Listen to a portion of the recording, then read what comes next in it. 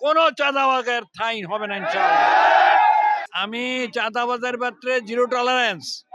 আমি শুরুতে বলেছি মানুষ চাঁদাবাজের জন্য জর্জরিত, চাঁদাবাজের জ্বালায় অস্থির। সুতরাং এই ঢাকা 10 আসনের কামরাঙ্গীরচর, নিউ মার্কেট, হাজারীবাগ, ধানমন্ডি, কলাবাগান কোনো চাঁদাবাজের ঠাঁই হবে না ইনশাআল্লাহ। আমার ঢাকা 10 আসনের যে কয়টা থানা নিয়ে গঠিত, কামরাঙ্গীর 55 ওয়ার্ড অন্যতম।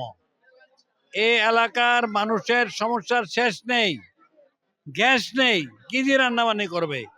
কিশোর গ্যাং, তাদের অত্যাচারে বাবা মা অতিষ্ঠ, তীব্র যানজট, রাস্তাঘাট প্রশস্ত নেই, এখানে খেলার একটা মাঠ নেই। একটা বাবা মা যে ছেলেদেরকে খেলার মাঠে দিয়ে একটু ফুর্তি দেওয়ার সে সুযোগ নেই। সুতরাং এক কথায় সমস্যায় জর্জরিত। 15 বছর কোনো ভোট দিতে পারে নাই, 14তে ভোট দেন এই সমস্ত লোকজন। আপনারা ভোট দিচ্ছেন? 18তে ভোট দিতে পারছিলেন? পারে নাই। 24 ফাঁকা মাঠে হয়েছে। সুতরাং 1400 তরুণের রক্তের বিনিময়ে যেই ভূমিটা আমরা পেয়েছি স্বাধীন অবস্থা, এর রক্তের দায় শোধ করতে হবে।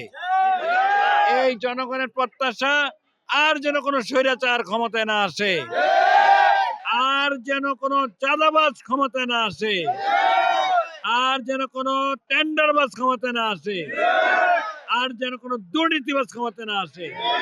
সুতরাং দুর্নীতিমুক্ত একটা সুন্দর সমাজ গঠন করার জন্য জামাত ইসলামীকে সবাই রায় দেওয়ার জন্য উন্মুখ হয়ে আছে ইনশাআল্লাহ।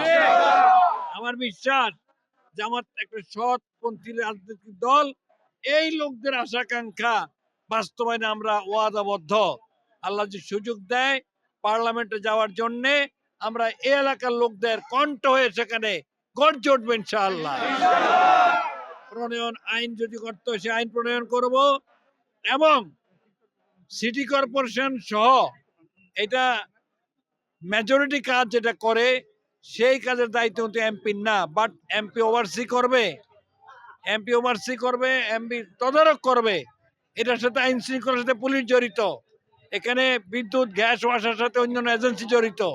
কাজে সবগুলিকে সমন্বয় করে আমার এলাকার লোকদের যাতে নিশ্চিন্ত নিরাপদ জীবনযাপন করে আমি সেখানে ভূমিকা রাখবো। আমি চাঁদাবাজের ব্যাপারে জিরো টলারেন্স। আমি শুরুতে বলেছি মানুষ চাঁদাবাজের জন্য জর্জরিত, চাঁদাবাজের জ্বালায় অস্থির। সুতরাং এই ঢাকা 10 আসনের কামরাঙ্গীরচর, নিউ মার্কেট, হাজারীবাগ, ধানমন্ডি, কলাবাগান কোনো চাঁদাবাজের ঠাঁই হবে না ইনশাআল্লাহ।